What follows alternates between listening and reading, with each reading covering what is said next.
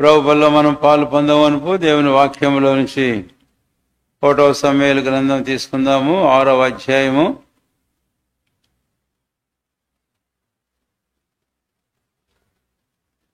మొదటి వచనం నుండి మనము మార్చి చదువుకుందాం.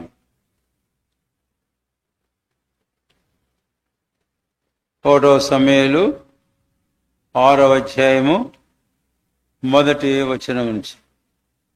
యెహోవా మందసం 7 నెలలు ఫిలిస్తీన్ల దేశమందుండిన తర్వాత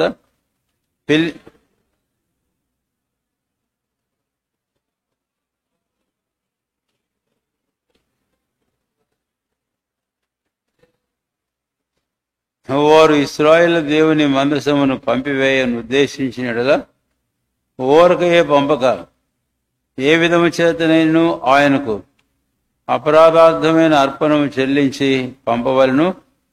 అప్పుడు మీరు స్వస్థత నొంది ఆయన హస్తం మీ మీద నుండి ఎందుకు తీయబడకయుండెనో మీరు తెలుసుకొందురనిరి.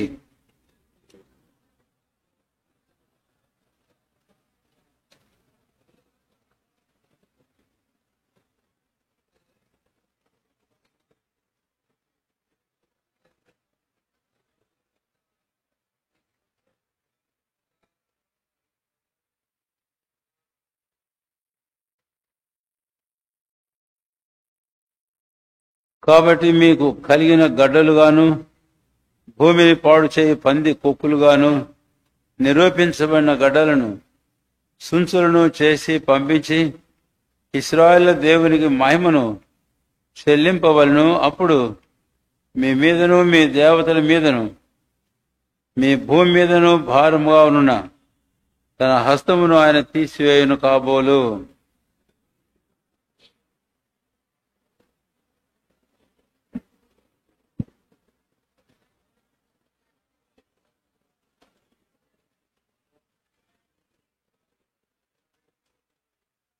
కాబట్టి మీరు క్రొత్త బండి ఒకటి చేయించి పాడి మోయని పాడి ఆవులను 2 తోలి తెచ్చి బండికి కట్టి వాటి దూడలను వాటి దగ్గర నుండి ఇంటికి తోలి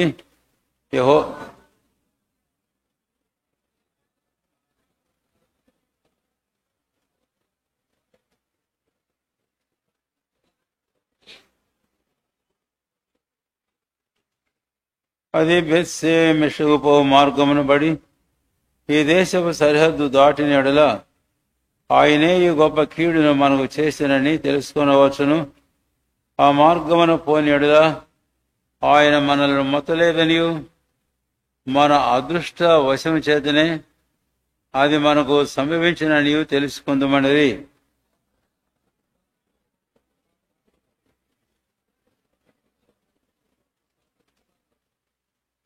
యెహోవా మందసమును బంగారు గడ్డలను పందికొక రూపములు గల ఆ చిన్న పెట్టెను బండి మీద ఎత్తగా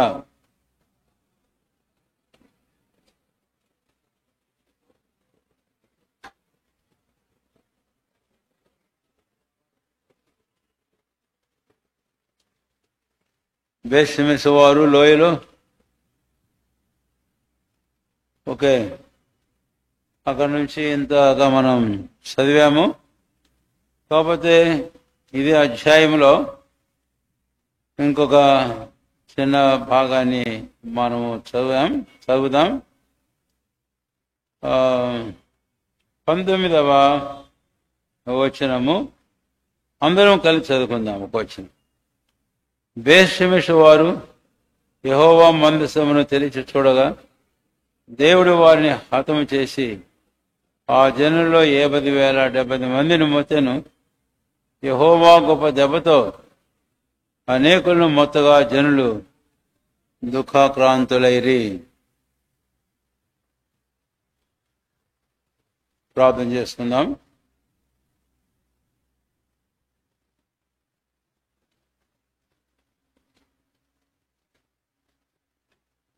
ప్రియమైన మా తండ్రి,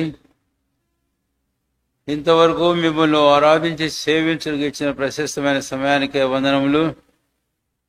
మీ ఇంటికి వచ్చి మీ యథార్థంగా మీ అందరి భయభక్తులతో కూర్చుండి పైన కానీ క్రింద కానీ ఉన్నవారు ప్రభునే తలంచుకుంటూ వేరు పరధ్యానం లేకుండా పర ఆలోచన లేకుండా మీ సన్నిధిని బిగ్గరగా మౌనంగా ఆరాధించుకున్న వారందరిని బట్టి మీరెంతో ఆనందిస్తున్నారు.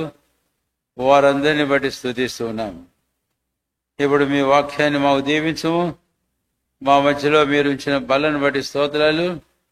అందు యోగ్యంగా మేము పాలు పొందరికై మాతో మీరు మాట్లాడండి. ప్రభువా, మా కన్నులు తెరుము, మా మనసులను మీరు తెరుము. మేము లేఖనాలు గ్రహించినట్లు మా కొరకై మీరు దాచించిన సంగతులు మేము పొంది మా జీవితాల్లో మేలు పొంద మాకు సాయం చేయము. వినే చెవిని గ్రహించే మనసును మాకు దయచేయము. విధేయత చూపినట్లుగా మా హృదయాలు మీరు సిద్ధపరచమని మీ వాక్యముని చిరుగా నన్ను మీ హస్తాలు సమర్పిస్తూ ఖాళీ చేయము. మీ ఆత్మాభిషేకమును నింపుదలను దయచేయము. యేసు ప్రభు వారి శ్రేష్టమైన నామమును స్తుతించి ప్రార్థించి వేడుకొనుచున్నాము తండ్రి, ఆమేన్.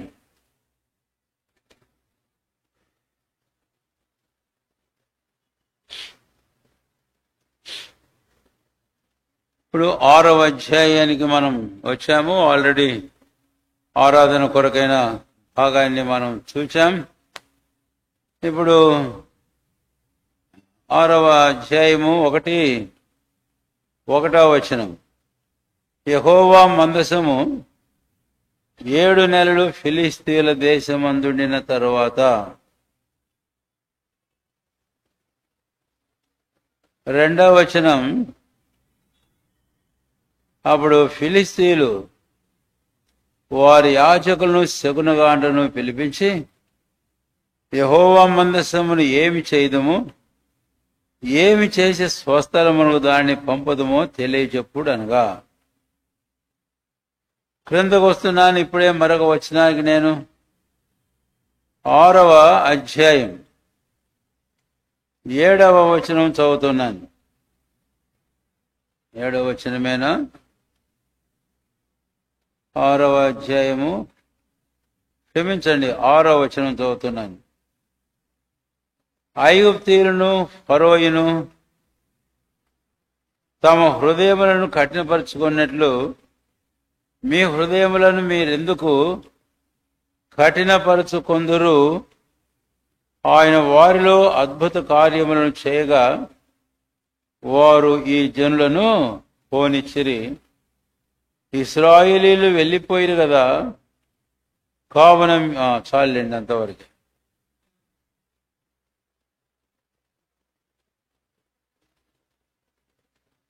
ఈ భాగములో మొదటి భాగముగా ఈ 6వ అధ్యాయములో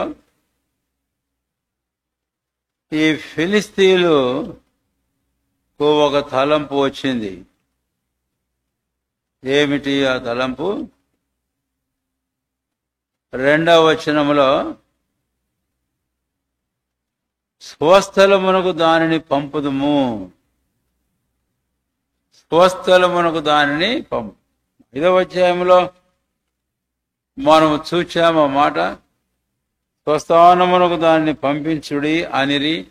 5వ అధ్యాయం 11వ వచనం. కాబట్టి మొదటి భాగంలో ఈ ఫిలిస్తీయులకు ఉండే తలంపు ఏంటంటే, ఈ దేవుని మందసాన్ని దాని స్వస్థానానికి మనం పంపించుదము. మంచి తీర్మానమే, ఎందుకంటే ఆ దెబ్బలకు వారు తట్టుకోలేకపోతూ ఉన్నారు. దేవుని హస్తం వారి మీద బహు భారంగా ఉండడం వారు తాలుకోలేకపోతున్నారు. ఆ దేవుని యొక్క తీర్పులకు వారు తట్టుకోలేకపోతున్నారు.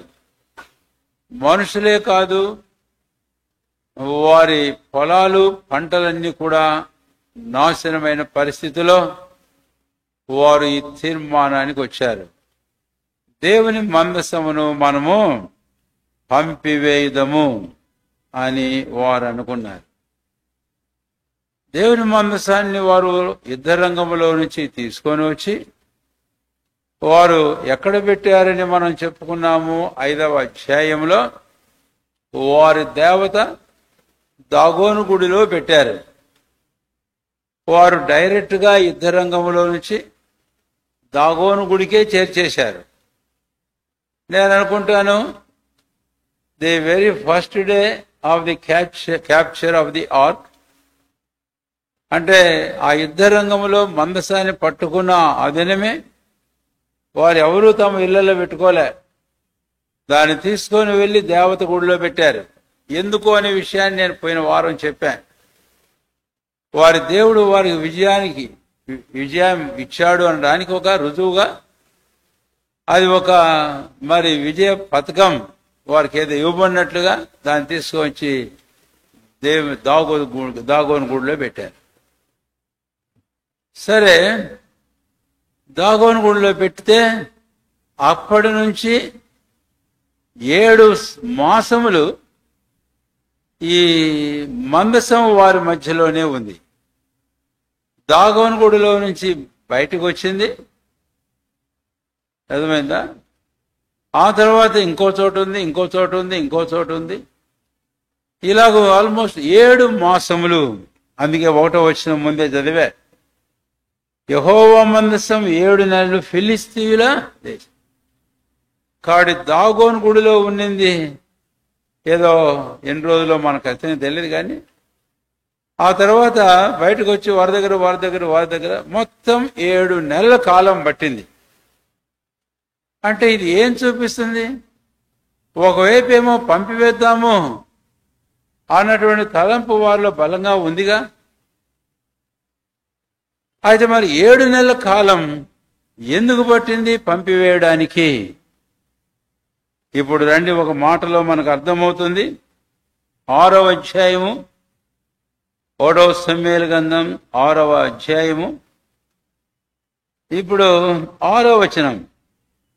ఐగుప్తీయులను ఫరోయును తమ హృదయమును కఠినపరుచుకున్నట్లు మీ హృదయములను మీరెందుకు కఠినపరుచుకొందురు? ఆయన వారిలో అద్భుత కార్యములు చేయగా వారు ఈ జనులను పోనిచ్చిరి.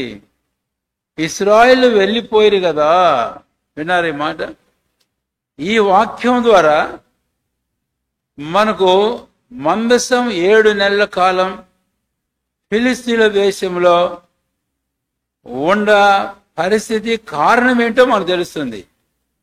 ఒకవైపు ఏమో పంపిద్దామన్న తలపు తీర్మానం, అయితే రెండవ వైపు ఏమో ఏముందంటే హృదయాన్ని వారు కఠినం చేసుకుంటున్నారు. అంటే కొంతమంది ఉండొచ్చు పంపాలనా, మరి కొంతమంది ఉండొచ్చు ఎందుకు పంపాలి, అయినా అది మన దేవుడు ఏదో మనకు విజయం ఇచ్చాడు, మనం ఎందుకు మళ్ళీ వాళ్ళకి ఇవ్వాలి. కాబట్టి ఇలాగా తర్జన భర్జనలు, they are lingering. There was decision in their hearts. హృదయంలో తీర్మానం ఉంది, అయితే దాన్ని అమలు చేసే విషయంలో తడబడుతూ ఉన్నారు.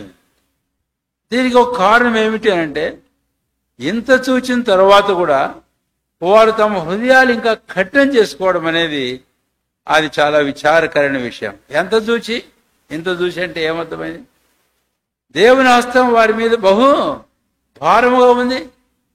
ఆయన తీర్పులు వారి దేహాల మీదకి వారి ప్రాణాలు తీసేక కనపడుతున్నాయి. ఎంతోమంది ప్రాణాలు పోయినాయి. అంతేకాదు వారి తిండి, ఆ పంట యావత్తు నాశనం కావడం.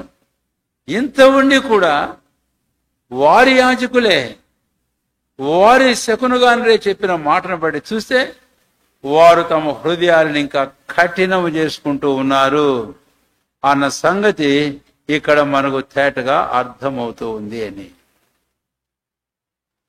మందసాన్ని ఫిలిష్తీయుల దేశం దాటిపోనివ్వడానికి వారు తమ హృదయాలను కఠినం చేసుకోవడం మనం చూస్తాం.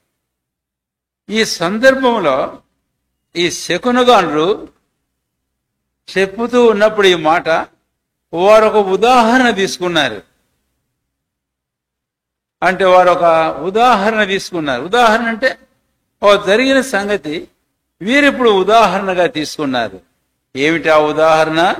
చదువుతున్నాను, మీ బైబిల్ మీద దృష్టి పెట్టండి. 6వ వచనం. ఐగుప్తీయులను ఫరోయును తమ హృదయములను కఠినపరుచుకున్నట్లు. అయ్యా, ఓ ఫిలిష్తీయులారా, మనకు బాగా తెలుసు ఈ ఇశ్రాయేలు ఐగుప్తు దేశంలో ఉన్నారు. అయితే ప్రభువైన దేవుడు నిర్గమాకాండం 5వ అధ్యాయంలో అక్కడ 5వ అధ్యాయం 1-2 వచనాలలో దేవుడు మోషేను పంపించి ఫరోతో ఒక మాట చెప్పాడు. చెప్పండి మీ బైబిల్ దయచేసి. నిర్గమాకాండం 5వ అధ్యాయం 1-2 వచనాలు రెఫరెన్స్ చెప్తున్నాను తిప్పమని, కానీ నేను అంతా చదవను కూడా. ఇప్పుడు 5వ అధ్యాయం 1వ వచనం, దేవుడైన ఫరోను చూచి దేవుడైన యెహోవా అరణ్యములో నాకు ఉత్సవం చేయుటకు నా జనులను పోనింది. కాబట్టి మోషే అహరోనులు వెళ్ళి ఆ మాట అతనికి చెప్పారు, పోనీయండి అని అంటే వీడేం చేశాడు? 7వ అధ్యాయం నిర్గమాకాండం 22వ వచనం, సాయిగుప్తు శకునగాండ్రు కూడా తమ మంత్రముల వలనట్లు చేయగా యెహోవా చెప్పినట్లు ఫరో హృదయం ఏమాయను కఠినమాయను. అతడు మోషే అహరోనుల మాట వినకపోవడము దేవుని మాట వినకపోవడమే. అది గుర్తుంచుకో. కాబట్టి ప్రభువైన దేవుడు మోషే అహరోను ద్వారా ఫరోకు చెప్పాడు, నా జనులు నన్ను సేవించడానికి పండుగ ఆచరించడానికి పోని. కానీ 7వ అధ్యాయము 20 ఈ వచనానికి మనం వస్తే కనుక వాడు ఎంత మాత్రము వారిని బయటికి పోనీయడు, ఎందుకంటే వాడు తన హృదయాన్ని కఠినము చేసుకున్నాడు అని. కాబట్టి ఇలాంటి పరిస్థితే ఒకప్పుడు జరిగింది చరిత్రలో. ఆ సంగతి వీరు శకునగాండ్రు ఈ ఫిలిస్తీన్ల సర్దారులు 5గురికి ప్రజలకు చెబుతున్నాడు, మీరెందుకు మీ హృదయాలు కఠినం చేసుకుంటారు, కాబట్టి కఠినం చేసుకోకండి అన్నాడు. అయితే దైవజనుడు పౌలు అపోస్తలులు కూడా ఇలాంటి ఈ ఉదాహరణే తీసుకొని చెప్పిన సందర్భాన్ని మీకు జ్ఞాపకం చేయాలి. హెబ్రీలకు రాసిన పత్రిక 3వ అధ్యాయం, హెబ్రీ పత్రిక 3వ అధ్యాయం. దయచేసి రండి, మీ బైబిల్ను చురుగ్గా త్రిప్పాలని మీకు మనవి చేస్తున్నాము.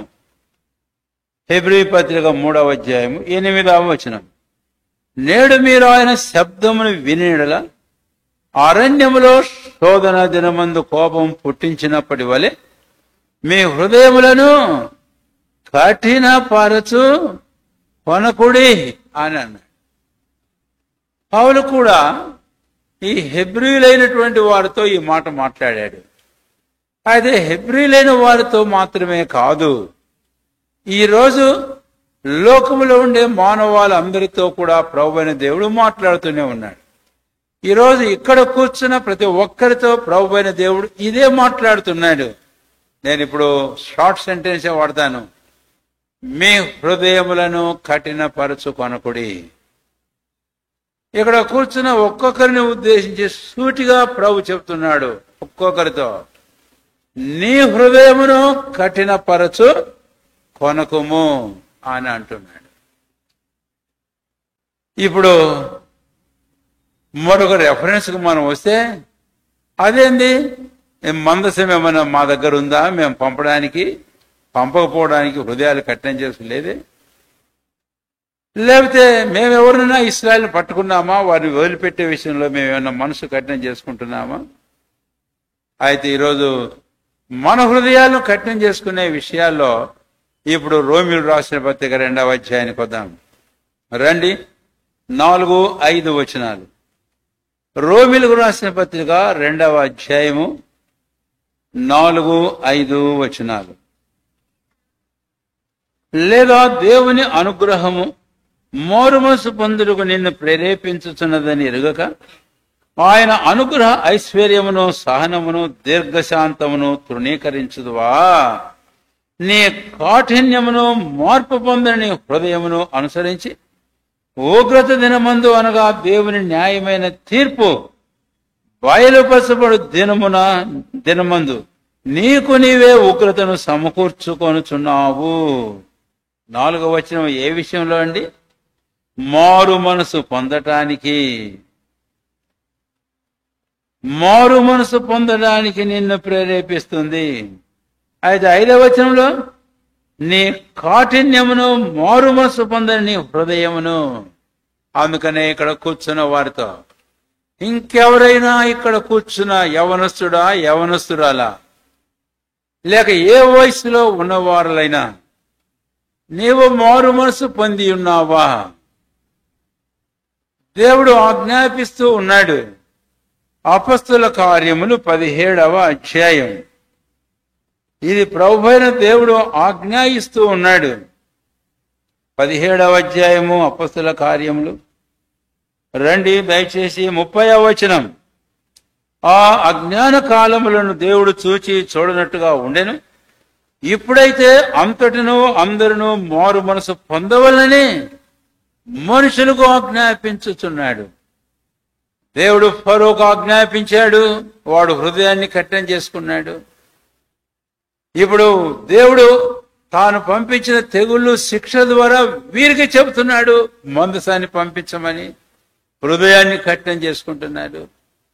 పౌలు రోమీయులు రాసిన పత్రిక 2వ అధ్యాయం 4-5 వచనంలో, ఇక్కడ అపొస్తలుల కార్యం 17వ అధ్యాయము 30 వచనములో 31వ వచనంలో 30 వచనంలో మారు మనసు పొందవాలని, అందరినూ అంతటా మారు మనసు పొందవాలని ఇప్పుడు ఆజ్ఞాపిస్తున్నాడు. ఇక్కడ నేను వేలు పెట్టి చూపుతున్నా, నీ వేలు నీ వైపే. నీవింకా ఎవరైనా ఇక్కడ మారు మనసు పొందకుండా కూర్చొని ఉంటే ప్రభు నీకు ఆజ్ఞాపిస్తున్నాడు. ప్రభు నీకు ఆజ్ఞాపిస్తూ ఉన్నాడు. అయితే ఇటు ఆజ్ఞ విషయంలో ప్రభుకు లోబడడానికి, ప్రభుకు విధేయత చూపడానికి, నీవు మారు మనసు పొందడానికి బదులుగా నీ హృదయం ఇంకా కాఠిన్యం చేసుకుంటున్నావా? నీవు కఠినం చేసుకుంటున్నావా? అదే దేవుని యొక్క ప్రశ్న. రోమాపత్రిక 2వ అధ్యాయము 4-5 వచనాలు. దేవుని అనుగ్రహం అంటే నిశ్చయముగా నీవు మారు మనసు పొందడానికి దేవుని అనుగ్రహము, ఆయన అనుగ్రహ ఐశ్వర్యమును ఆ ప్రభువుని దేవుడు నీ ఎడల కనుపరుస్తూ ఉంటే, ఒకటి ఆజ్ఞాపిస్తున్నాడు, రెండవది ఆయన అనుగ్రహ ఐశ్వర్యాన్ని కనపరుస్తున్నాడు. నీవు మారు మనసు పొందేందుకు ఆయన ఏర్పాటు ఆయన చేశాడు. ఆయన నీతో మాట్లాడుతుంటే నీవు ఇంకా హృదయం కఠినం చేసుకుంటున్నావు, మారు మనసు పొందకుండా. అందుకని మాట చదివి నేను 2వ తలంపుకు వెళ్తాను. నువ్వేం చేస్తున్నావో చెప్తుంది దేవుని వాక్యం. దయచేసి గమనించండి, మీ బైబిల్ని తెరిచి. ఇలాంటి వ్యక్తి, బ్రదర్ గాని సిస్టర్ గాని, యవనస్తులు ఏ వయసులో ఇక్కడ ఉంటే అటు నీకు దేవుని వాక్యం సూటిగా చెబుతూ ఉంది. 2వ అధ్యాయము 5వ వచనం చివరి భాగం. దేవుని న్యాయమైన తీర్పు బయలుపరచబడు దినమందు నీకు నీవే ఉగ్రతను సమకూర్చుకొనుచున్నావు. కాబట్టి మధ్యాహ్నం మారు మనసు పొందుతావా? లేకపోతే నీకు నీవే దేవుని ఉగ్రతను సమకూర్చుకొని తీర్మానం చేసుకోకుండా వెళ్ళిపోతావు? నాకు తెలియదు ఇక్కడ ఎవరున్నారు. ప్రభు తెలుసు, నీకు తెలుసు. కాబట్టి ఏ తీర్మానంతో ఈ రోజు మధ్యాహ్నం ఈ మందిరంలోంచి నువ్వు బయటకు పోతావు ఒక్కసారి చూసుకో. నీకు నీవే మారుమనసు పొంది తీర్మానం చేసుకొని వెళ్ళు, నీకు అది ఆశీర్వాదం. లేక హృదయం కఠినం చేసుకొని నువ్వు అలాగే వెళితే నీకు నీవే దేవుని యొక్క ఉగ్రత నీవు సమకూర్చుకుంటున్నావు. జాగ్రత్త. దేవుని దీర్ఘశాంతి ఇంకా నీ కోసం కనిపెడుచు ఉండగా తిరుగు పశ్చాత్తాపడు. నీ రక్షకుడు నీ కొరకై ప్రాణం దానం చేసి ఆ రక్తం కావు చనిపోయి సమాధి చేయబడి సజీవుడై తిరిగి లేచిన యేసు ప్రభు హృదయం తెరు. ఆయన సాత్విక మనసుతో అంగీకరించు, నీవు రక్షించబడతావు. ఇప్పుడు 2వ తలంపుకు వెళదాం. 1వ సమూయేలు గ్రంథం 6వ అధ్యాయం. 1వ సమూయేలు గ్రంథం 6వ అధ్యాయం దయచేసి గమనించండి. 3వ వచనం. వారు ఇశ్రాయేలు దేవుని మందసమును పంపివేయను ఉద్దేశించిన యెడల ఊరకయే పంపక ఏ విధము చేతనైనను ఆయనకు అపరాధార్థమైన అర్పణము చెల్లించి పంపవలెను. ఇక్కడ ఈ ఫిలిస్తీయుల యాజకులు శకునగాండ్రు వారు ఈ మాట వారితో చెప్పడం మనము చూస్తాం. అయిన తర్వాత క్రింద కూడా చదువుతాను, 3వ వచనం లాస్ట్ పార్ట్ కూడా ఇంపార్టెంట్. అప్పుడు మీరు స్వస్థత నొంది ఆయన హస్తం మీ మీద నుండి ఎందుకు తీయబడక ఉండెను, మీరు తెలిసికొందురు అనిరి. ఇప్పుడు వీరు చేసిన ప్రపోజల్ ఏంటి? ఆ ప్రపోజలు అని అంటే, అపరాధార్థమైన అర్పణము చెల్లించి పంపవలెను. దేవుని మాంసం పంపాలనే విషయాన్ని గురించి నేను మీకు జ్ఞాపం చేసి, అయితే 2వ తలంపులో వారు అడిగిన ప్రశ్నలోనే ఈ మాట ముందు జ్ఞాపకం చేస్తా. 6వ అధ్యాయము 2వ వచనం, ఏమి చేసి స్వస్థలమునకు దానిని పంపుదుమో తెలియజెప్పుడి. అప్పుడు ఈ శకునగాండ్రు వారి యాజకులు చెప్పారు, ఏం చేయాలి అని అంటే, అపరాధ పరిహారార్థ అర్పణము చెల్లించి పంపించండి అని అన్నారు. ఎందుకు పంపించండి అని అంటే, ఇప్పుడు 3వ వచనం చివరి భాగం, మీరు స్వస్థత నుండి ఆయన హస్తం మీ మీద నుంచి ఎందుకు తీయబడదో మీరు తెలుసుకొందురు. అంటే the present situation, the judgement and the plague, అంటే వారి మీదికి, వారి దేహాల మీదికి వచ్చిన మరణకరమైన తెగులు, వారి పంట విషయంలో దేవుని యొక్క తీర్పులు, ఇవన్నీ ఎందుకు వచ్చాయో మీరు తెలుసుకుంటారు. అందుమూలంగా అవి వచ్చిన కారణం ఏంటో తెలుసుకుంటారు. ఇప్పుడు నేను మరొక వచనం చదువుతాను, ఇదే అధ్యాయం. రండి అందరం కలిసి చదువుదాం. 6వ అధ్యాయము 9వ వచనం. 6వ అధ్యాయము 9, అది బేత్షెమెషు పో మార్గమునబడి ఈ దేశం సరిహద్దు దాటినడల ఆయనే ఈ గొప్ప కీడు మనకు చేసినని తెలుసుకొనవచ్చును. ఆ మార్గం పోనీడల ఆయన మనల్ని మొత్తలేదనియో, మన అదృష్ట వశం చేతనే అది మనకు సంభవించిననియో. కాబట్టి ముఖ్యమైన తలంపు మీకు జ్ఞాపం చేస్తున్నాను. ఈ ఉపోద్ఘాతం అంతా కొంత ఇంట్రడక్షన్ చెప్పాక అసలు అంశం ఇక్కడ 2వ భాగంలో ముఖ్యమైన తలంపు ఏంటంటే, వారికి వచ్చినటువంటి ఆ తెగుళ్ళు, వారి మీదకి వచ్చిన ఆ తీర్పులు, ఆ శిక్షలు, ఇవి నిశ్చయంగా మనం తప్పు చేస్తే దేవుడు పంపించాడా, లేకపోతే అదృష్టవశాత్తు మనకు సంభవించాయా? కాబట్టి ఇప్పుడు మనం ఈ మాటకు రావాలి. అరచేయి చూసి అదృష్టం చెబుతాం రండి అంటారు. అదృష్టము, దురదృష్టము అనేది కూడా మన వాళ్ళు వాడుతూ ఉంటారు. చాలాసార్లు విశ్వాసులు కూడా ఈ పదాలు వాడడం అనేది సమంజసము కాదు. ఇక్కడ వాస్తవంగా వారి దురదృష్టవశాత్తు ఫిలిస్తీన్లకు ఈ పరిస్థితి సంభవించలే. ప్రభువైన దేవుడు ఉద్దేశంతోనే వారి జీవితాల్లో దాన్ని పంపించాడు. It is not by an accident, లేకపోతే it is not because of by unfortunate. ఇదేదో ఒక అలాగా జరగడమో లేకపోతే ఆ దురదృష్ట వశాత్తు జరగడమో కాదు. రక్షించమని దేవుని ప్రజలారా, ఈరోజు వారు ఫిలిస్తీన్ల సంగతి ఎలాగుంచితే చాలాసార్లు మనకు కూడా ప్రశ్నలు వస్తుంటాయి. ఇది నాకు ఎందుకు సంభవించింది? ఇది నా దురదృష్టం. It's very bad luck.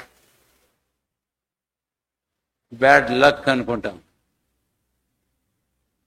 అది కాదు అనుకోవాల్సింది. ఇప్పుడు నేను ఒక మాట కృత నిబంధనలు జ్ఞాపం చేసి, యేసుప్రభువు వారు అన్నాడు, మీ పరలోకముందున్న తండ్రి చిత్తం లేకుండా మీ తల వెంట్రుకలో ఒకటియో. కాబట్టి ప్రియులారా, 2వ తలంపు, ఈరోజు మన జీవితాల్లో మనకు సంభవించేది ఏదైనా సరే, జస్ట్ ఏదో ఇది నా దురదృష్టం అనుకో, నువ్వు అనుకోవద్దు. ఇది యాక్సిడెంటల్ గా ఏదో జరిగింది అని చెప్పేసి నువ్వు అనుకోవద్దు. అందులో విశ్వాసులంగా నీవు నేను ప్రభు ప్రజలం. ఆయన సొత్తు అయినప్పుడు ఆయన ఉద్దేశం లేకుండా మన జీవితంలో ఏది ఎంత మాత్రమునో జరగదు. జరిగింది అని అంటే you should not misunderstand, we should not misunderstand, and we should not take mistakenly the dealings of God in our lives. మన జీవితాల్లో దేవుని సంధింపులు అపార్థం మనం చేసుకోవద్దు. అపార్థంగా వాటిని మనం తీసుకోవడం ఎంత మాత్రమును సమంజసమో కానే కాదు. కాబట్టి యాజకులు శకునగాండ్రు వారు చక్కగా యోచించారు. కాబట్టి ఇలాంటి చక్కని యోచన మన జీవితాల్లో మనకు ఉండాలి. ఈ మాట వాళ్ళెందుకు చెప్పారు అని అంటే, ఈ ప్రజలలాగా అనుకుంటున్నట్టున్నారు. మీరేదో చెబుతున్నారు యాజకులు, గాని నిజంగా ఇది దేవుని హస్తమేనా? నిజముగా ఈ దేవుడు పంపించిన తీర్పులేనా? లేక మా దురదృష్టవశాత్తు జరిగినాయా? మీరేదో చెబుతున్నారు, ఎలాగ మేము నమ్మాలి అని ప్రజలు అని ఉంటారేమో. అందుకు వీళ్ళు ఆ విషయాన్ని చెప్పారు. కానీ నేను రెండవ తలంపు దాటిపోతున్నా. అందుకనే దేవుని బిడ్డలమైన మనం మీకు ఒక మాట చెబుతున్నా. మనకు మేలు సంభవించని, మనకు కీడు సంభవించని, మనకు సమృద్ధి సంభవించని, మనకు లేమి సంభవించని, మనకు అనుకూలత సంభవించని, ప్రతికూలత సంభవించని మన జీవితాల్లో ప్రభువా ఎందుకు ఇది అని ప్రభువుని అడగాలి. ఎందుకంటే ఆయన చిత్తం లేకుండా నాకు ఒకటి సంభవించదు. ఈ రెండు జతలు నేను చెబుతూ వచ్చా. వాడు మేలు సంభవించినవాడు, ప్రభువా ఎందుకు ఇంత మేలు ఇచ్చావు నాకు? లేక కీడు, ప్రభువా నాకు ఎందుకు ఈ కీడు సంభవించింది? ఏదో నీ ఉద్దేశం ఉంటుంది, ఏందో నాకు చెప్పు. కాబట్టి ఆ ప్రకారం మన జీవితాల్లోని సంభవాలను మనము సరైన యోచనతో తీసుకోవలసిన వారంగా ఉన్నాము. అది మనకు చక్కని దోహదం. ఎందుకు? ఏదైనా మేలు కలిగితే, లేకపోతే ఎక్కువ కలిగితే, హెచ్చైంది కలిగితే, దేవుడు ఒక ఉద్దేశం దాని పట్ల కలిగి ఉంటాడు. ఆ ఉద్దేశం కొరకై సద్వినియోగం చేసుకోవచ్చు. లేక లేమి వచ్చింది, శిక్ష వచ్చింది, తీర్పు వచ్చింది, కాబట్టి ఇది నాకు కలిగింది అని నాకు అర్థం చేసుకుంటే నేను సరి చేసుకోవడానికి నాకు దోహదపడుతుంది. ఇది నాకెంతో మేలు. ఒక్క వచనం చదివి 3వ తలంపుకు వెళ్తాను. కీర్తనల గ్రంథం 2 దయచేసి 119వ అధ్యాయం 119వ అధ్యాయం 67వ వచనం నేను చదువుతున్నాను. మీ బైబిల్ తెచ్చి చూడండి. శ్రమ కలగక మునుపు నేను త్రోవ విడిచితిని, ఇప్పుడు నీ వాక్యమును అనుసరించి నేను నడుచుకొనుచున్నాను. 71వ వచనం నేను నీ కట్టడలు నేర్చుకున్నట్లు శ్రమ నొంది ఉండుట నాకు. కాబట్టి దావీదు తన జీవితంలో తనకు సంభవించిన శ్రమను గురించి ఏదో దురదృష్టంగా నాకు సంభవించి అనుకోలే. తనకు అర్థమైంది, ప్రభువా ఏదో మీ ఉద్దేశం ఒకటి ఉంది దీని వెనక. ఆఖరికి అర్థం చేసుకున్నాడు. శ్రమ కలగక మునుపు నేను త్రోవ విడిచా, ఇప్పుడు శ్రమ కలిగింది కాబట్టి నీ కట్టడలు నీ మార్గాలు నేను నేర్చుకున్నా. 3వ తలంపుకు వెళదాం. 1వ సమూయేలు గ్రంథం 6వ అధ్యాయం 3-4 వచనాలకు మనం వదాం. వాళ్ళు ఇందాక అనుకున్నాం మళ్ళీ, కాబట్టి నేను ఆ 3-4 వచనాలు నేను చెబుతున్నా కూడా ఆ 2 వచనాల్లో ఒక మాట నేను మీకు జ్ఞాపకం చేయాలని కోరుతున్నాను. ఆయనకు 3వ వచనం 3వ పంక్తిలో అపరాధార్థమైన అర్పణము చెల్లించి పంపాలి. మళ్ళీ 4వ వచనం 2వ భాగంలో అపరాధార్థమైన అర్పణము ఏదని వారు అడుగగా, ఆ తర్వాత చెప్పాడు 4వ వచనంలో, ఫలానా బంగారు గడ్డల రూపమును 5 బంగారు పందికొక్కులను చెల్లింపవలెను. ఇప్పుడు 3వ ముఖ్యమైన భాగానికి వచ్చినప్పుడు ఆ ముఖ్యమైన తలంపు ఏమిటి అనంటే, ఈ యాజకులు, ఫిలిస్తీన్ల యాజకులు శకునగారు అన్నారు, అపరాధార్థమైన అర్పణను మనం పంపించాలి. కాబట్టి ఓ ఫిలిస్తీన్లారా, సర్దారులారా, ఏదో మందసాన్ని పంపడము అనేదే కాదు. అయితే ఇవన్నీ మీ జీవితంలో సమసిపోవాలి అని అంటే మీరు అపరాధార్థమైన అర్పణను ఏం చేయాలట? పంపాల. ఏంటయ్యా అపరాధమైన అర్పణ అని అంటే, వారి కలిగిన దేహంలో గడ్డల రూపంలో 5 గడ్డలు, బంగారు గడ్డలు, వారి పొలాలు పాడు చేసినటువంటి ఆ పందికొక్కులు, చుంచులు, ఆడు రూపంలో 5 పందికొక్కులను చేసి ఒక పెట్టెలో పెట్టి వాటిని కూడా పంపించమంటే ఆ ప్రకారం వారు చేశారు. They have responded positively. వారు చాలా చక్కగా అనుకూలంగా స్పందించడం నిశ్చయంగా మెచ్చుకోదగినటువంటి విషయమే. ఇప్పుడు మీకు అర్థం కావాలా, అపరాధార్థమైన అర్పణ అంటే ఏమిటి? దానికి ఒకవేళ ఇంకా సులభంగా మీకు అర్థం కావడానికి పాప ప్రాయశ్చిత్తార్థమైన అర్పణ అంటే ప్రాపిషియేషన్ ఆఫ్ సిన్. వీళ్ళకి ఇప్పుడు అర్థమవుతుంది. ఈ యాజకులు చెబుతున్నారు, ఓ సర్దారులో ఫిలిస్తీయులారా, మనము పాపము చేశాము. So this is the understanding are acknowledging of their sin. ఒకటి. రెండవది, ఈ అపరాధార్థమైనటువంటి అర్పణం బలి గురించి మాట్లాడేటప్పుడు పశ్చాత్తాపమును గురించి వారు మాట్లాడడం అనేది ఇక్కడ మనకు అర్థమవుతూ ఉంది అని. దుఃఖపడడానికి గురించి మాట్లాడుతుంది. అంటే not only recognising the sin which we have committed against God, but at the same time, secondly, we need to feel sorry for our sin. మనం చేసిన పాపముల విషయంలో మనం చింతించాలి. మూడవ మాట ఇంకోటి అంటే దానికి రెఫరెన్స్ చెప్పడం లే. ఒకవేళ రెఫరెన్స్ చెప్తే మొదటి దానికి కీర్తనలు 19:12, ఆ తర్వాత రెండవ దానికి చెప్తే కీర్తనల గ్రంథం 38వ అధ్యాయము 18వ వచనం. డేవిడ్ అంటాడు, 19:12లోనేమో తన తప్పులు కనుగొనగల వాడెవడు. రెండవది 38:18లో కీర్తనలోనేమో I feel sorry for my sin. నా పాపములను బట్టి నేనేం చేస్తున్నానట? విచారిస్తూ ఉన్నాను.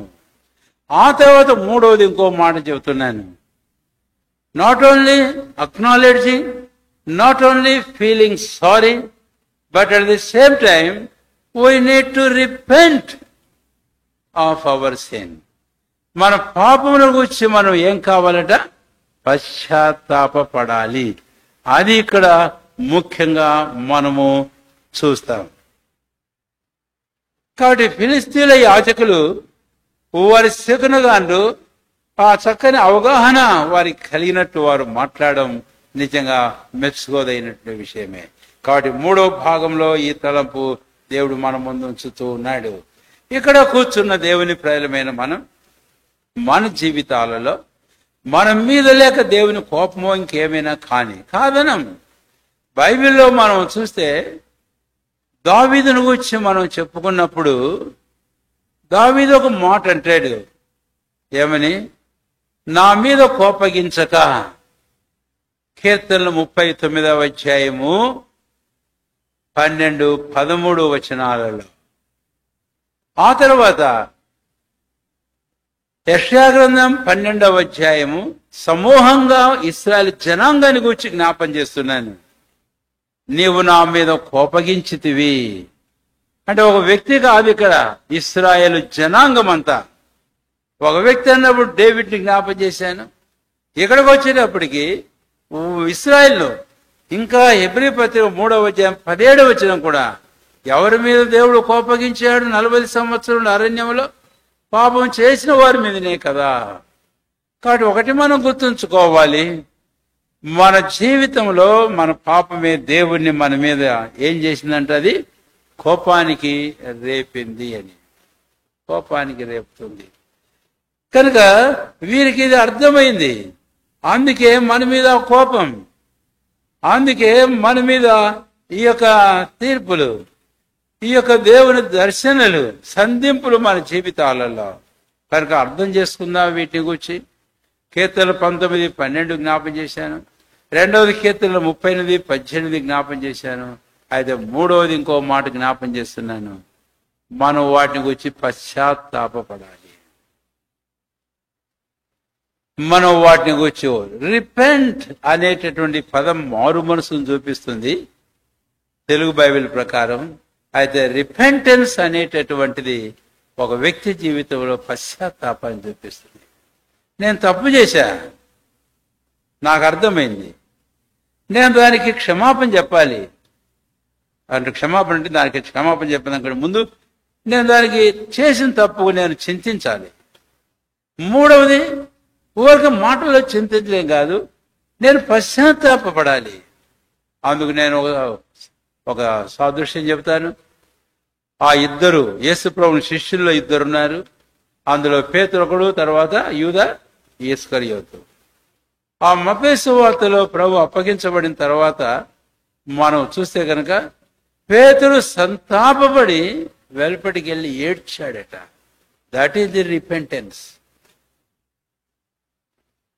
అయితే యూదా ఇస్కరియోతు వాడు పశ్చాత్తాపడలే, వాడు వెలుపటికి వెళ్ళి ఊరిపోసుకున్నాడట. రక్షించమని దేవుని ప్రజలారా, మన జీవితాలలో ఈ ప్రాముఖ్యమైన నియమాన్ని మనం చూద్దాం.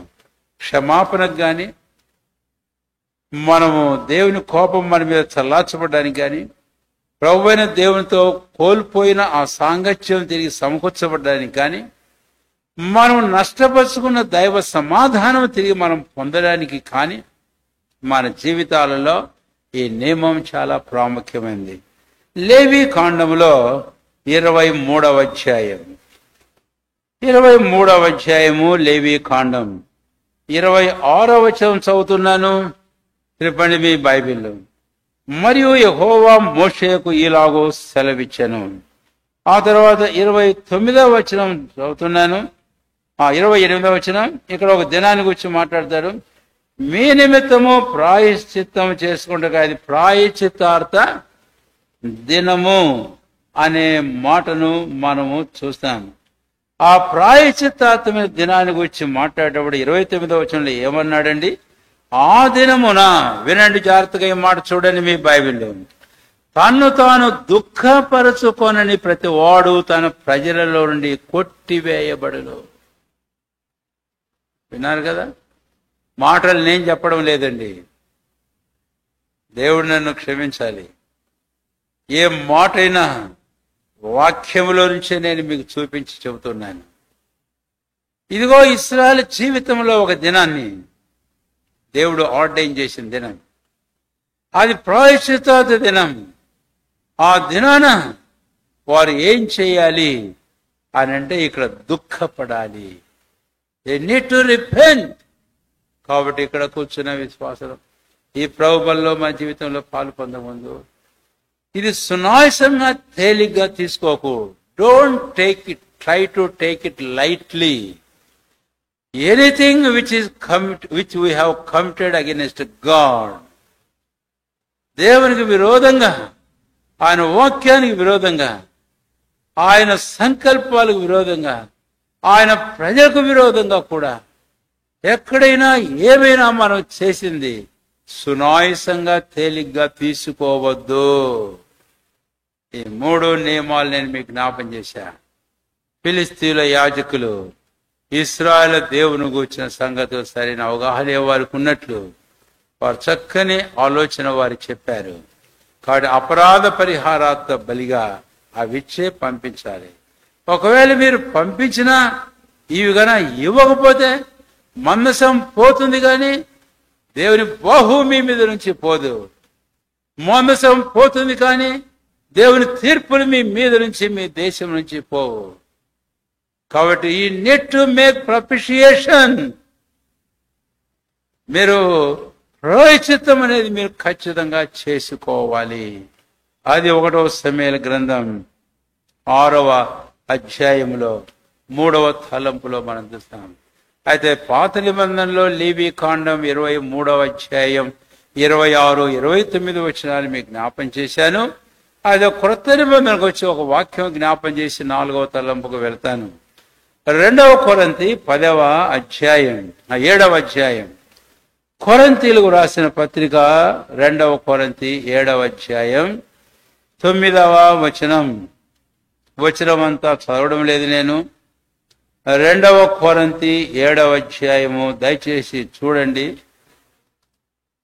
మీరు తరువాత గుర్తుంచుకొని వచనాలని చదువుకోవడం కూడా మనకు అవసరమే. 7వ అధ్యాయం 9వ వచనం, మీరు దుఃఖపడితిరి. 9వ వచనం చివరిలో దైవ చిత్తానుసారముగా దుఃఖపడితిరి. 10వ వచనం ప్రారంభంలో దైవ చిత్తానుసారమైన దుఃఖము. విన్నారా? కాబట్టి ఇంగ్లీష్ బైబిల్లో ఏమనుందండి? సారో టు రిపెంటెన్స్. విన్నారా ఈ మాట? కాబట్టి సారో to repentance according to godly manner. ఇది దేవుని చిత్తం. ఆ మాట కూడా బాగా చిత్తం, దేవుని చిత్తం.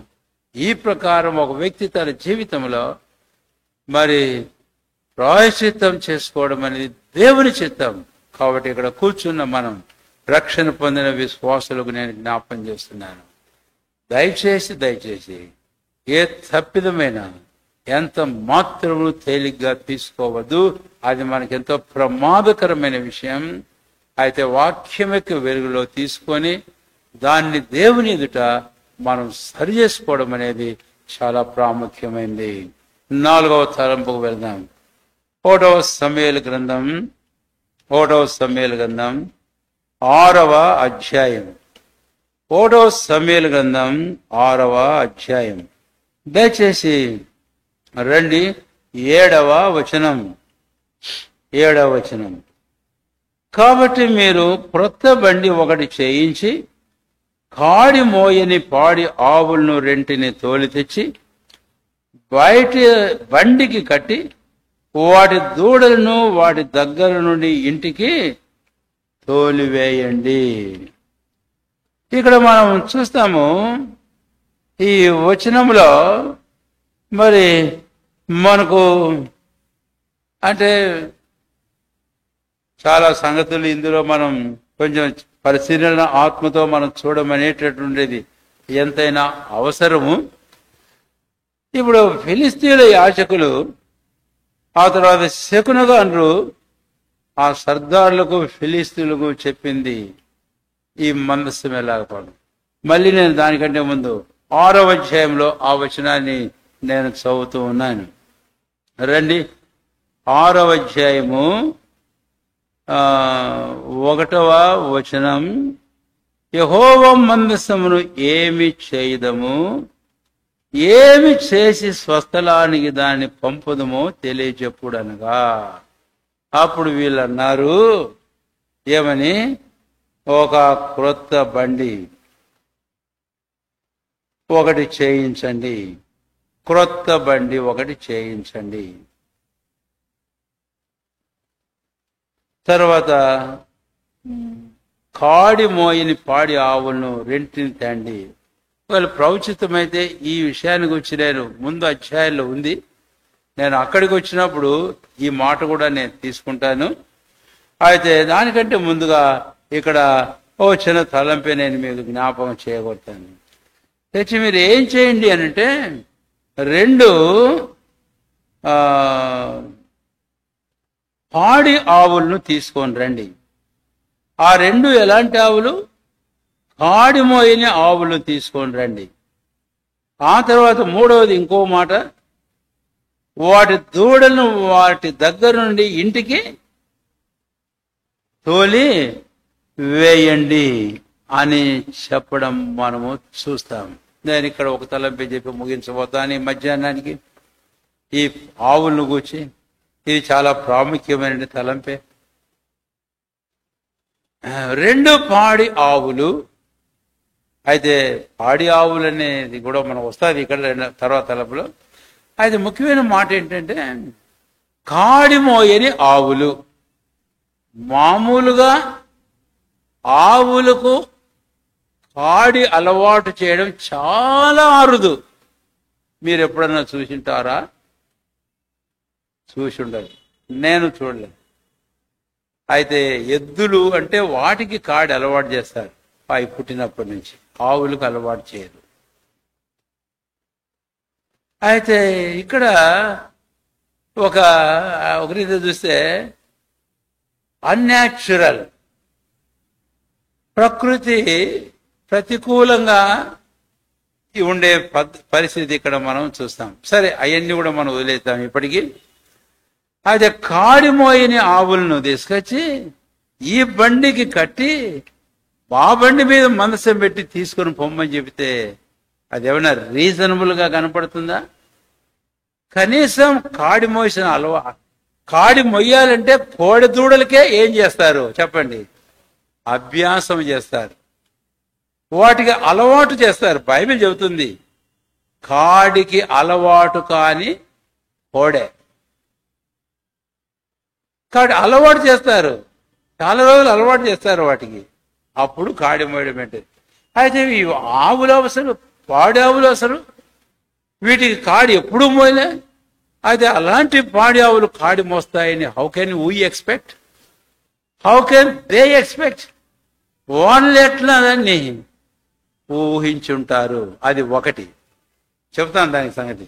రెండవది ఇంకోటి ఏంటి అని అంటే ఏం చెప్పారు? 6వ అధ్యాయము దయచేసి రండి, 7వ వచనం. ఆవులు రెంటిని తోలు తెచ్చి బండికి వాటి దూడలను వాటి దగ్గర నుండి ఇంటికి తోలేయండి. ఏం చెప్పిన? వాటి దూడలను వాటి దగ్గర నుంచి ఇంటికి తోలి. ఏం దూడలు? ఆ దూడలు ఏమో పాడి ఆవులు, చెప్పండి. అవేమో పాలు తాగే దూడలు. పాడి ఆవు పాలు తాగే దూడలను వదులుకుంటారా?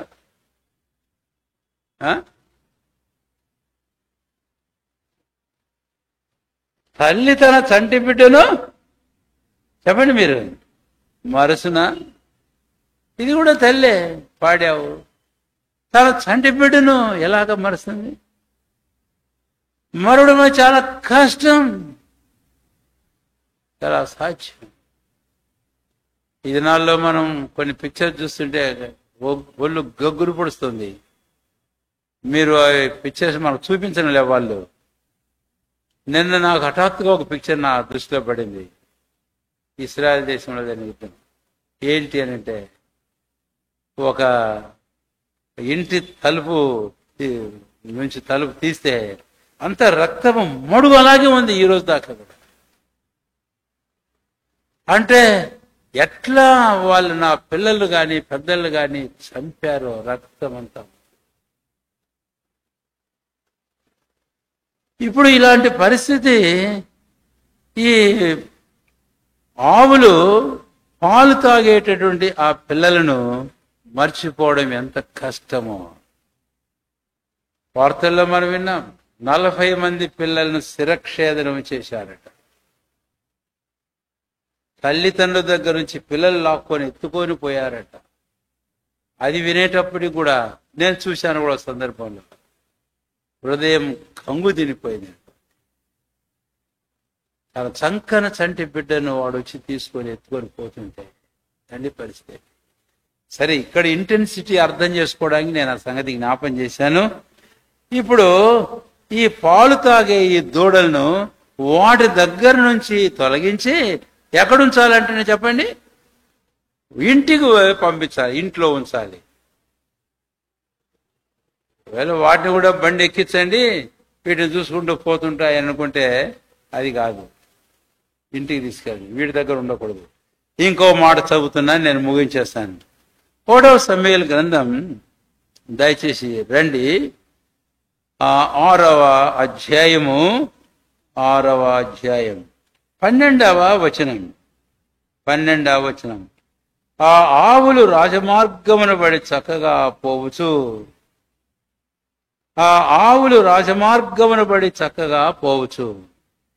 అసలు ఈ ఆవులకు మార్గాలు ఎలాగ తెలుసు?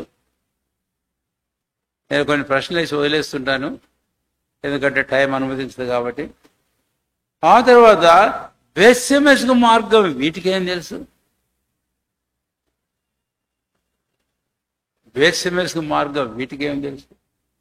ఇంకా వెళితే కిందకి ఆ బేత్షెమెషు అనేది యాజకుల పట్టణం. ఆ తర్వాత ఆ బేత్షెమెషులో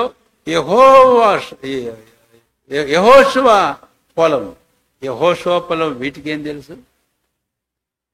ఇదంతా కూడా అన్యాచురల్, ప్రకృతి వేరుగా భిన్నంగా ఉంది.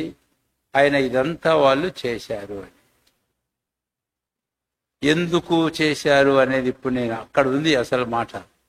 ఎందుకు చేశారు అని అంటే, ఇలాంటివి చేస్తే నిశ్చయంగా ఈ ఆవులు గన ఈ బండిని తీసుకొని రాజమార్గమున బేత్షెమెషు ఆ ప్రాంత మార్గాన ఆ యెహోషువ పొలము ఆ దగ్గరికి గన ఈ పోయినాయి అనుకోండి, ఇది ఎంత దేవుడే మన మీదకి పంపించాడు తెగులు అనేది మనకు అర్థమవుతుంది.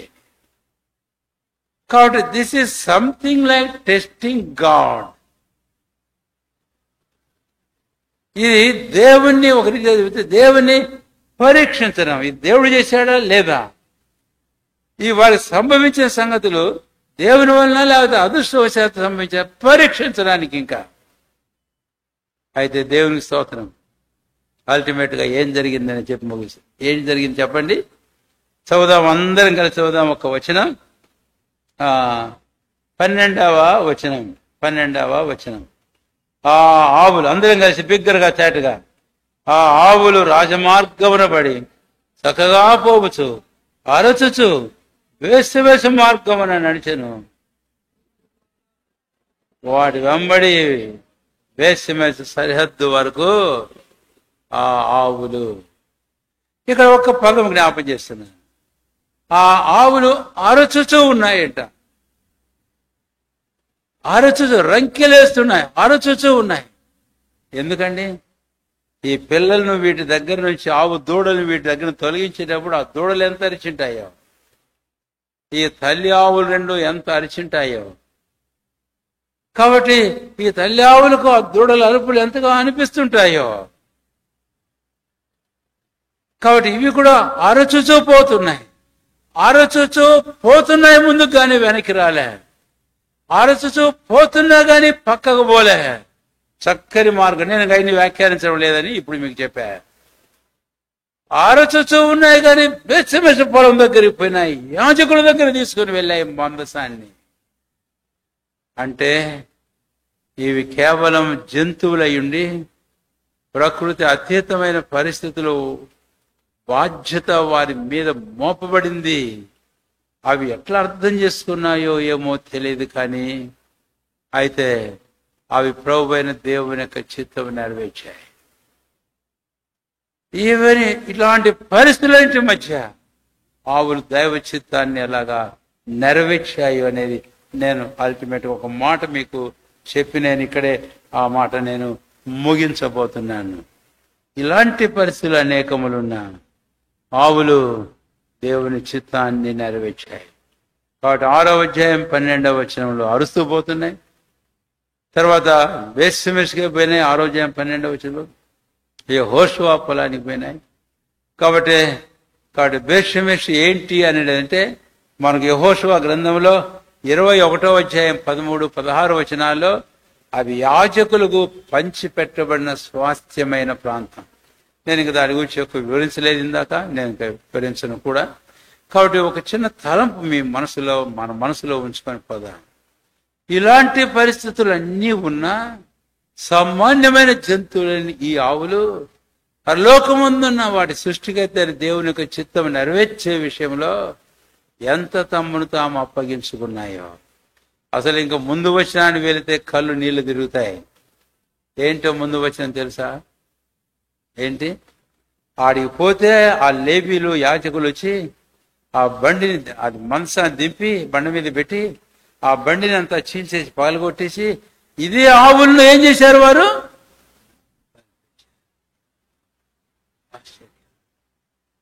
అక్కడికి పోయినా అవి ఏమి కాదని నిరాకరించలే. దేవుడు చెప్పాడు ఒక మాట, యెషయా గ్రంథం 1వ అధ్యాయంలో, ఎద్దు తన కామందును ఎరుగు. ఈ ఆవు తన కామందుని ఎరిగింది. ఈ ఆవులు తమ కామందు, తమ ప్రభు యొక్క మిషన్ పని ఎరిగినాయి. పిల్లలు దూరమైన వాడి కేకలు హృదయంలో కలవరి పెడుతున్నా, అలవాటు కాకపోయినా కాడిమోయటం, చక్కని మార్గం తెలియకపోయినా వెళుతూ ఉన్నాయి. ఆఖరికి దేవుని చిత్తాన్ని యజమాని నెరవేర్చాయి. ఈరోజు మనం ఎలాగున్నాము? ఆవుల కంటే శ్రేష్ఠులం. ఆవులకు ఏసే ప్రాణం పెట్టలే, మన కొరకు పెట్టాడు. కాబట్టి మనం ఎలాగున్నాం? ఒక్కసారి మనం ప్రశ్నించుకుందాం. నేను ఇక్కడ అబ్రాహామును గురించి కూడా ఒక మాట జ్ఞాపం చేస్తున్నాను. ఏమిటి అబ్రాహామును గురించి నేను జ్ఞాపం చేయకూడుతున్న మాట అని అంటే, అబ్రాహాముది ఇదే పరిస్థితి. అది ఆదికాండం 22వ అధ్యాయం. దేవుడు ప్రత్యక్షమైనాడు, నీకు ఒకడే కుమారుడిని నీవు ప్రేమించున్నా, నీకు ఒకడే కుమారుడిని సాకుని తీసుకుని వెళ్ళి ఆ పర్వతం, నేను నీకు చూపించే పర్వతంలో ఒకదాని మీద ఏం చేయమన్నాడు? బలి అర్పించు. వాళ్ళిద్దరూ పోతా ఉంటే ఈ ఆవు అరిసింది. ఈ ఆవు పిల్ల అరిసింది. ఏంటి ఆవు పిల్ల? ఏంటి? ఇస్సాకు అరిశాడా లేదా? 8వ వచనంలో ఏమన్నాడు? తండ్రి, బలిపీఠంను గొర్రెపిల్ల ఏది? ఈ మాట ఇస్సాకు అన్నప్పుడు ఈ మనిషి హృదయం తరుక్కుపోయిండు. ఏం చెప్పలేకన్నాడు, నాయనా దహన బలికి యెహోవా గొర్రెపిల్ల చూచుకోండి. తనకు తెలుసు ఈయన్నే అర్పించబోతున్నాడు అని సంగతి తనకు తెలుసు. అబ్రాహాముకు అప్పటిదాకా తెలియదు ఇంకా జరగబోయే సంగతి. కాబట్టి ఆ మాట అన్నాడు. అయితే ఈ గొర్రెపిల్ల ఇదే, ఆ గొర్రెపిల్ల ఇదే అని అబ్రాహాముకు తెలుసు. కానీ తర్వాత దేవుడు ప్రత్యక్షపరిచాడు ఇంకో గొర్రెపిల్ల. కాబట్టి ప్రియులారా, ఎలాగా ఆవులు, ఎలాగా అబ్రాహాము ఒక మనిషి, ఇంకెలాగా మన ప్రభువైన క్రీస్తు, ఇంకెలాగా అనేకులైన దేవుని ప్రజలైన వారు దేవుని చిత్తమైన నెరవేర్చే విషయంలో ముందుకు పోయారు. ఈరోజు మన జీవితాలు ఒకసారి ఈ తలంపుల్లో ప్రశ్నించుకొని సరి చేసుకొని యోగ్యంగా ప్రభు యొక్క బలలో మనం పాలు పొందుదాం. ఇంకా నేను ముందుకు పోలేదు. ఒకవేళ ప్రభు చిత్తమైతే నెక్స్ట్ వీక్ కాస్త చూద్దాం ఈ అధ్యాయంలో. రండి ప్రార్థన చేసుకుందాం.